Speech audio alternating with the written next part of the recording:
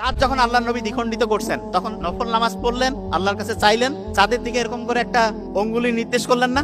আচ্ছা, অঙ্গুলি যখন নির্দেশ করছে ওইখানে কিন্তু আল্লাহ কিভাবে করছে এটা আল্লাহ জানেন, কিন্তু আমরা এখন বিজ্ঞান বুঝতে পারি এইটুকু। প্রত্যেকের শরীর থেকে একটা রশ্মি নির্গত হয়, রশ্মি। আমাদের শরীর থেকে যে রশ্মিটা নির্গত হয় TIR, কি নাম বলেন তো? TIR একটা রশ্মি নির্গত হয়। রশ্মি মানে হচ্ছে তার মধ্যে একটা শক্তি আছে, শক্তি। আমাদের প্রত্যেকের শরীর থেকে যে রশ্মিটা নির্গত হয় এইটা হচ্ছে 100 ওয়াটের মতো। কত ওয়াট? 100 ওয়াট। ধরেন যে একটা লাইট 100 ওয়াটের বাল্ব যেই তাপ দেয়, আপনার প্রত্যেকটা মানুষের শরীর থেকে পূর্ণবয়স্ক অবস্থায় 100 ওয়াটের মতো তাপ তৈরি হয়।